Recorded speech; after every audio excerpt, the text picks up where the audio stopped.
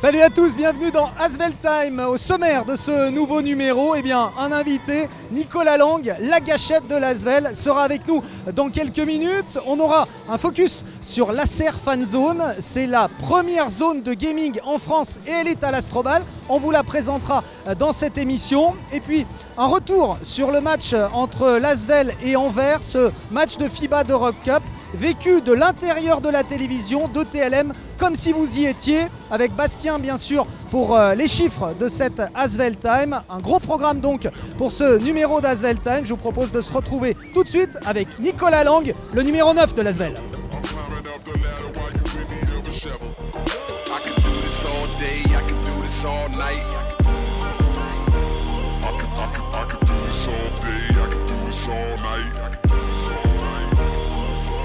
I could do this all day, I could do this all night, all month, all year, for my whole entire life. Who you know got a home, but seen to live on the road, looking like a black gypsy in a caravan of bros.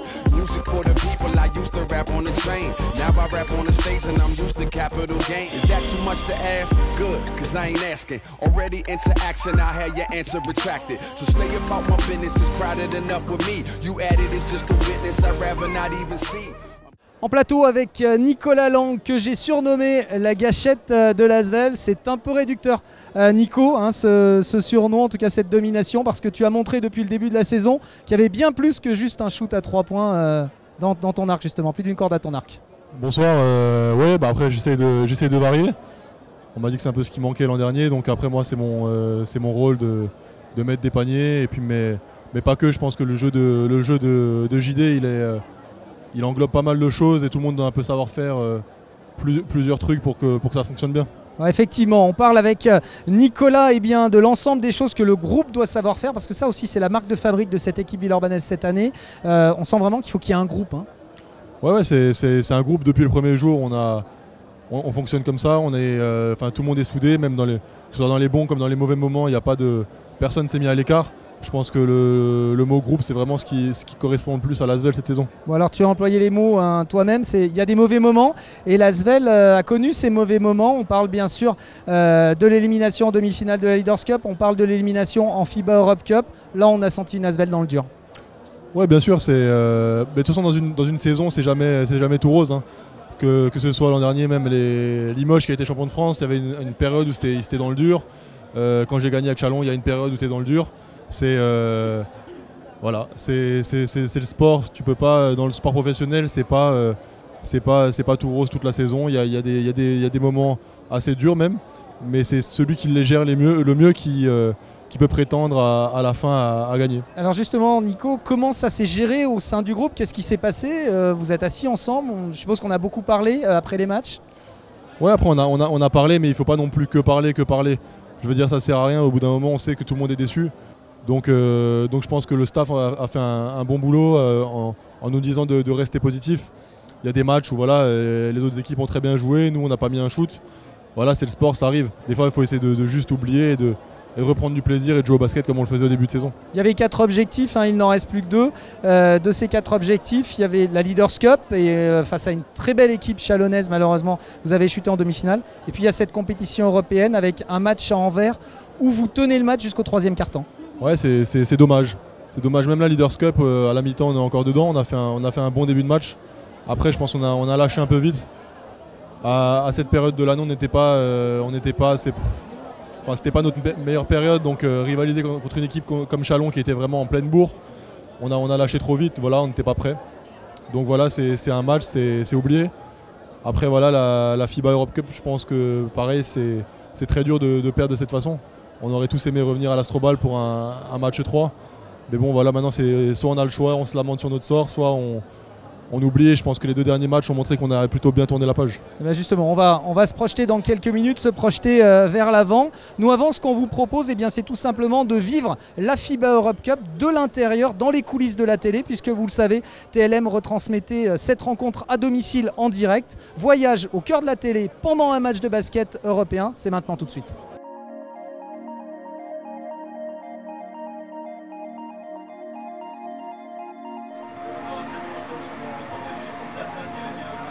Oui. Quand il y est en bas. C'est ça? Ok. Nous on envoie une mire à 45. Ok. Donc tu sais qu'il a, c'est Pascal. Ok, Pascal, tu l'as.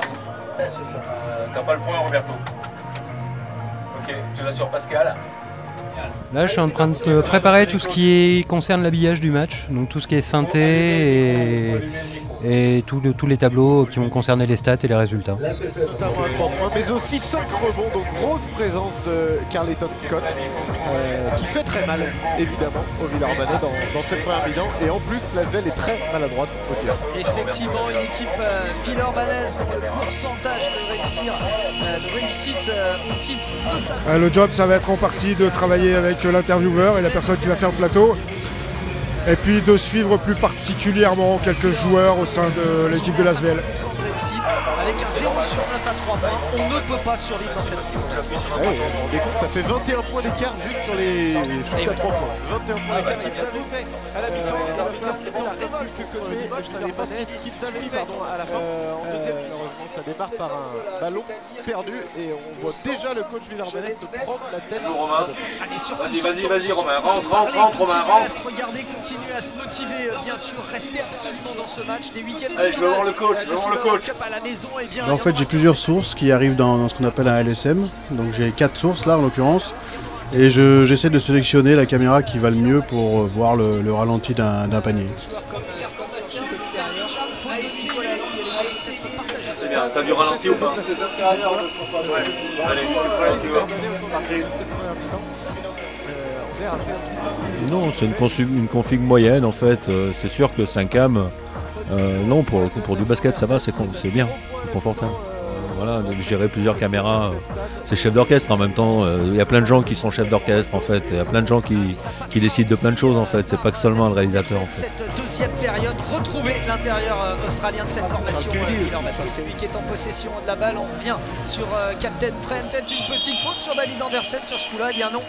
Ça ne siffle pas beaucoup ce soir, ça laisse vivre le ballon. Je le disais, un côté Villeurbanais, il faut absolument jouer, continuer à jouer. Mon job, c'est d'essayer d'y croire et d'être le premier à y croire et de vous y faire croire aussi. Mais derrière, il y a une petite voix qui me disait que définitivement ce soir c'était fort en face et que les choses allaient être très compliquées. Et effectivement, elles l'ont été. Mais on est toujours derrière l'équipe et derrière l'Asvel, quoi qu'il arrive, quoi qu'il se passe.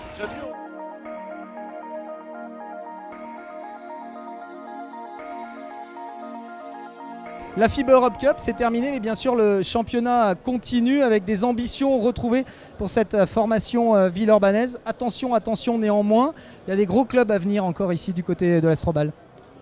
Ouais, c'est sûr qu'il nous reste beaucoup de bonnes équipes. Déjà, on va commencer par Chalon ce samedi. Et c'est vrai qu'on a un calendrier assez coton jusqu'à... aller à Nanterre après. Ouais, aller à Nanterre jusqu'à la fin de saison. Mais de toute façon, en France, tout le monde peut battre tout le monde. Donc au final... que tu joues contre une équipe du top 8 ou même qui est 12e ou 14e, il faut toujours faire attention. Je pense qu'il faut battre les grosses équipes et voilà, on a bien rebondi et maintenant il va falloir aller chercher des grosses équipes comme ça. Nico, l'Asvel est dans quel état d'esprit? L'Asvel est soulagée, l'Asvel est convalescente, l'Asvel est à nouveau ambitieuse. L'équipe est comment en ce moment? Non, je pense qu'elle est ambitieuse, mais finalement elle a jamais arrêté d'être ambitieuse, je pense. C'est pas parce qu'on perd quelques matchs que tout s'arrête, la saison elle est finie. Je veux dire, personnellement, quand on gagnait la série, on a gagné 10 matchs de suite à domicile, je ne me voyais pas champion de France. Mais quand on a perdu les matchs, je ne me voyais pas non plus en Pro B ou je ne me voyais pas en dehors des playoffs. Voilà, faut jamais être trop haut, faut jamais être trop bas non plus. Et je pense qu'on a vraiment quelque chose de bien à aller chercher.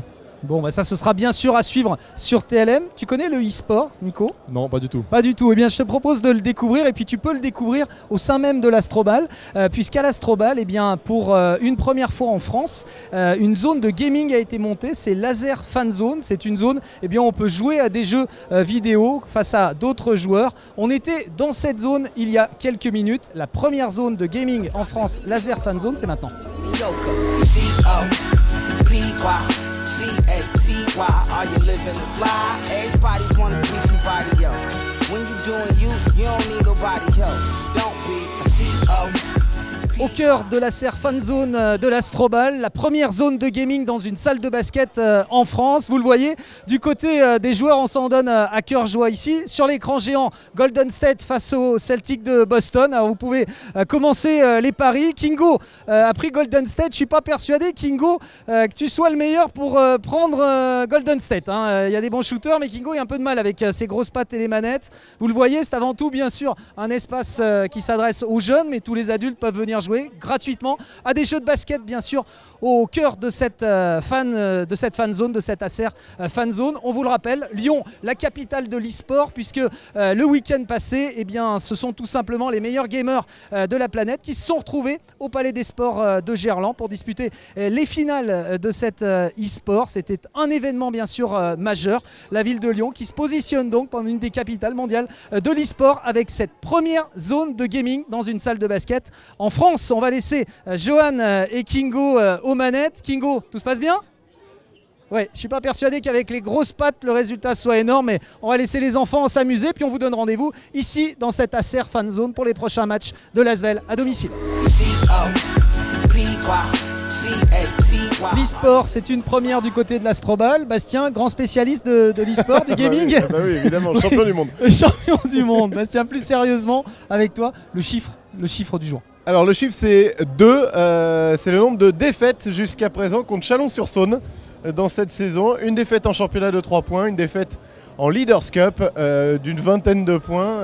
L'Asvel avait été étrié, on va dire, par Chalon pour rester poli, et Chalon c'est le prochain gros rendez-vous. Effectivement, ce sera ce samedi 18h le match face à Chalon-sur-Saône. C'est le premier vrai match de référence depuis les matchs contre Rouen et Orléans. Oui voilà, parce que ça a été le discours du coach Villeurbanais. Il y avait des matchs un petit peu plus faciles contre Rouen et Orléans. Alors évidemment il faut les gagner. Le JD Jackson était satisfait du visage, du sérieux de son équipe, mais il a aussi dit ces petites équipes, entre guillemets, on n'a jamais eu vraiment de mal contre elles, mais par contre on ne gagne pas contre les grosses équipes, et j'attends de voir mon équipe contre une forte équipe du championnat. Je suis persuadé qu'elle peut les battre, mais c'est aussi aux joueurs de s'en convaincre. Bon, alors fortes équipes, il y a bien sûr un top 4, top 5, voire un top 8. L'objectif de l'Asvel, c'est d'intégrer ce top 8, de s'asseoir dans ce top 8 pour voir les playoffs. Alors voilà, l'Asvel est bien installée dans le top 8. Il y a un petit écart avec les poursuivants. Elle est installée dans le top 8 depuis le début du championnat. Maintenant, si on pouvait aller chercher le top 4, l'avantage du terrain en quart de finale.